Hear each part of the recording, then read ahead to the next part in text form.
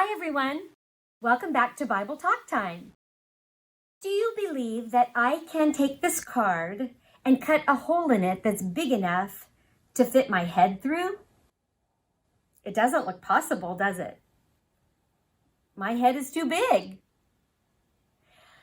Well, I want you to know I do have a plan for cutting a hole in this card that I can fit my head through. But the reason I want to do it is because not that I want you to believe in me, but I want you to believe in God. Because with God, all things are possible. And when God has a plan, his plan is the best, and he can always accomplish his plan. You might think, Miss Alicia, that's not a very good plan. You can't fit your head through that hole. Well, let's see. We have learned a lot about God having a plan and God being powerful enough to fulfill that plan, especially when we've been looking at the life of Joseph. Some pretty bad things happened to Joseph, right? Like his brothers hated him. His brothers threw him in a pit. But even then, God was working out his plan. What do you think about my plan? Think it'll work? You might be thinking, that's a crazy plan, Miss Alicia. But with God, nothing is impossible. God's plans are the best, and he can carry them out. When Joseph was sold as a slave into Egypt, God was working out his plan. When Joseph told Pharaoh about his dreams and about the famine that was coming, God was working out his plan. When Joseph was made the governor of Egypt, God was working out his plan. When Joseph was able to save enough food for all the people of Egypt and even for the people in the area around that region, God was working out his plan. Now, my plan might look a little crazy, and it probably still looks impossible, but I want you to know that it worked. Look. Now I have a hole big enough to fit my head through. Let's see if I can do it. Look at that. I had a plan and I was able to work it out. But God is the one whose plans are the best, and he has the power to work out his plan. Let's read about that in the life of Joseph. Go to Genesis chapter 43. And we're going to start reading in verse 1. Follow along with me. Now the famine was still severe in the land. So when Jacob and his sons had eaten all the grain that they had brought from Egypt, their father said to them, "Go back and buy us a little more food." Well, the brothers reminded Jacob, when we went to Egypt and bought food, the governor said that if we come back, we must bring our youngest brother Benjamin. Now, Jacob didn't want Benjamin to go, but he realized it was the only way for them to buy more food. So Jacob said, "Take Benjamin with you. Take 2 bags of money, double the money that you took before. Take gifts and give them to that governor, so that we can have food or we will die." So the brothers all went back to Egypt. Now when Joseph saw them and he saw that Benjamin was with them, Joseph said to his servants, "Prepare a big feast in my house and invite those brothers to come and eat with me." Now remember, the brothers did not know who the governor was. Governor Joseph knew them, but they just thought he was the governor of Egypt. And they got scared. Why? Why is he having us come to his house? Is he going to make us his slaves? God is punishing us for our sins. We must convince him that we're innocent. So that's what they did. They went on their way to the house and they said to Joseph's servant, they said, "We want you to know that last time when we were here, we didn't steal that money. The money that you found in our sacks, we didn't take it." The helper said, "Don't worry about it. I have your money. I know. But the governor wants you to eat with him in his house." Well, he released Simeon to eat with them, and they all sat down to eat dinner. But when Joseph, the governor, saw the young brother Benjamin, he said to them, "Is this the young brother that you told me about?" And they said, "Yes, this is our youngest brother Benjamin." Joseph was so happy to see Benjamin, but he was so torn up that he wanted to cry. So he had to leave the room, and he cried by himself. And then he washed his face, and he went back in the room, and he sat down again with them to eat their dinner. But they noticed a couple of things. First of all, they were seated according to their ages. And the brothers must have wondered, how does the governor of Egypt know our ages? But we're sitting according to oldest all the way down to the youngest, Benjamin. Something else happened. Benjamin got 5 times as much food. So if they got 1 portion, Benjamin got 5 portions. You see, it was another test. Joseph was watching to see how they would react. Would they get jealous of their brother because he had more food and he was treated special? Just like they had gotten jealous of him all those years before when he was the special one? But you know what? They didn't get jealous. They just all ate their food and enjoyed their dinner, talking and visiting with Joseph, the governor.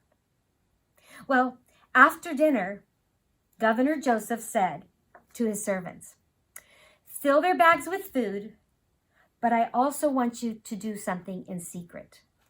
I want you to take my special silver cup, and I want you to hide it in Benjamin's sack. But don't tell anyone." So they did. The servants hid that silver cup inside Benjamin's sack. And the brothers went on their way. They picked up their bags that had lots of food, and they headed back to Canaan. But when they were just outside the city, the servant rode up to them, and he said, "What have you done?" The servant said, "You have taken the master's silver cup. Why did you do that? He was kind to you. Why did you take the cup?" They said, "We didn't take it.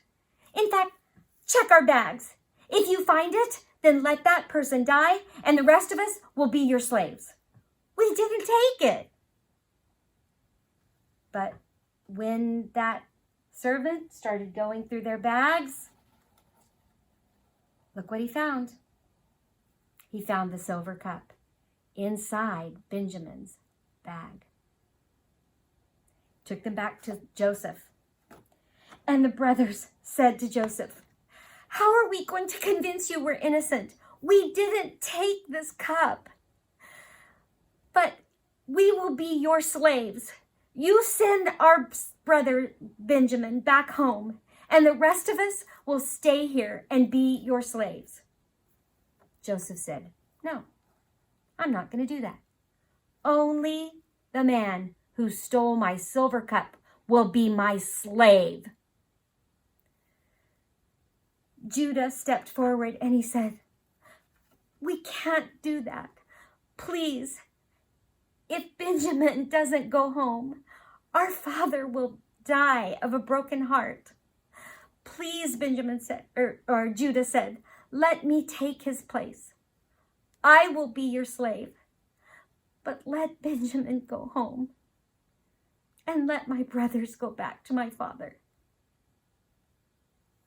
Well, when Joseph realized that these brothers would do anything to save Benjamin, they would do anything to save their father, then Joseph realized the brothers have changed.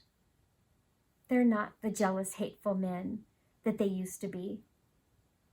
They love their brother. They love their father so much they're willing to sacrifice themselves.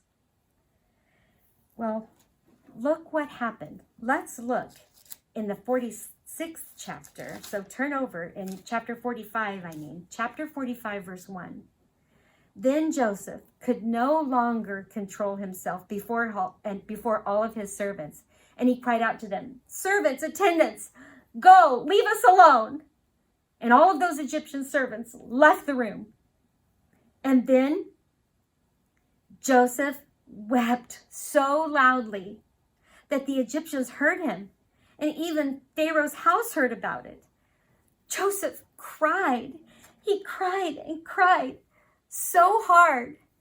And he said to them, "I am your brother Joseph." The others were shocked. "You're Joseph? You're our brother?"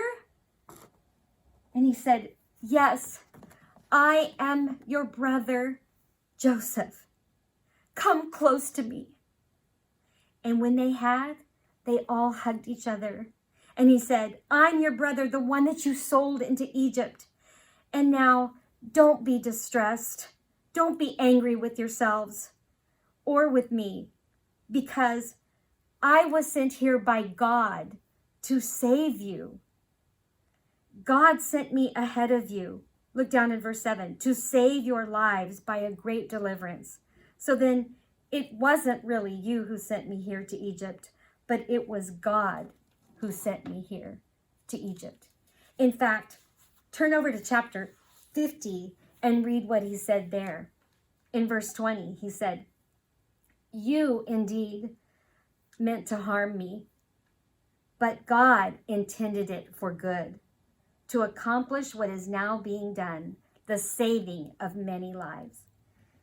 They were so excited that Joseph had forgiven them. He wasn't punishing them for what they had done to him. In fact, he realized this was God working out his plan. So he told them, he said, "Go back, tell our father that I'm alive. Explain it to him and tell him that I want him to come back and live here in Egypt. Tell him that God has saved me and that God has worked out a great plan for me." Well, when Pharaoh heard about this, he said, "Go, take wagons and go back and get your father and bring your whole entire family here to live in Egypt." So that's just what they did. They went home. They told their father everything that had happened. They said, "Joseph is alive. He's in Egypt, and he's actually the governor of Egypt. And he is inviting us to come there. He will give us food, and he will give us a place to live." Well, when Jacob saw all the wagons and all of the gifts that Joseph had sent, he believed it. So he packed up everything. They packed up all their children, all their wives, all their belongings, and they went to Egypt to live. There's Jacob riding in a special wagon, and all of the family, 70 people in all, went down to Egypt to live. And God told him along the way, he said, Jacob, don't be afraid to go to Egypt, because while you live there, I will make your family a great nation. Wow. God's plans are the best, and God will always work out his plans. I don't have power to do anything that's impossible, but God does. And we have certainly seen that in studying the life of Joseph.